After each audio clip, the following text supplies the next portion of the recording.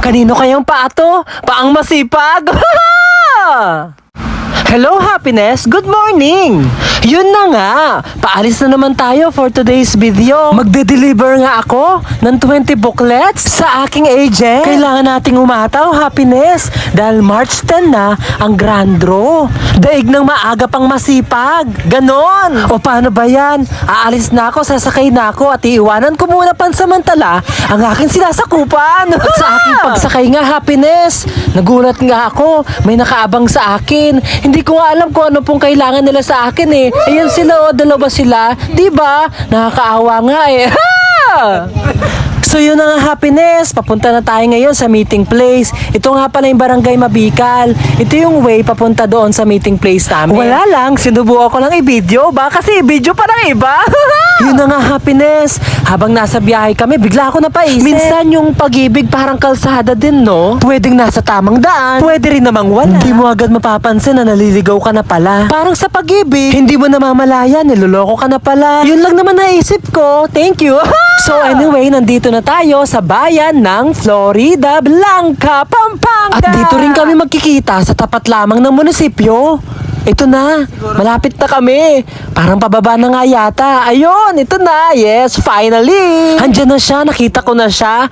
Late ako ng 5 minutes. Sorry naman. Siya na nga ang bagong head agent ko. Kumuha siya ng 40 booklets. Napakasipag niya. Isa nga po siyang talented singer ng Florida Blanca. Yan po, proud na proud ako dyan. Napakasipag niya. Para sa pamilya, gagawin niya ang lahat. Para sa future. At naibigay ko na nga yung booklets na in-order niya. And this time naman, nagutom ako. Dumaan ako sa McDonald's. Bigla akong nag-crave. Try ko ang pumasok. Tara, happiness, samahan niyo ako. Try ko kung anong pwede kong kainin ngayon. Papara-papa, love ko to. Ganon talaga yun. Parang ang dami ng tao. Ang haba ng pila. Blockbuster. Kakain pa kaya ako? Ay, nako. Parang change mindset naman ako. Gusto ko na lang bumili ng mani. Meron kaya mani dito sa McDo?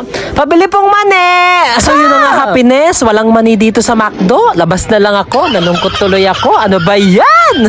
Buti pa sila, no? May pambili sa McDo. Samantalang ako, malapit na rin naman ako yumaman. Yun lang. Pera na lang ang kulang. So nakauwi na nga ako ng bahay, happiness. Natagpuan ko yung tatay ko, nag-i-stamp. Napaka-supportive naman yan, no? Kaso seryoso. Hindi mo nga makakausap dahil nakafocus siya sa pag-i-stamp. Ang hirap kaya mag-stamp. Nakakapagod, nakakapawis, dugot pawis ang iaalay mo.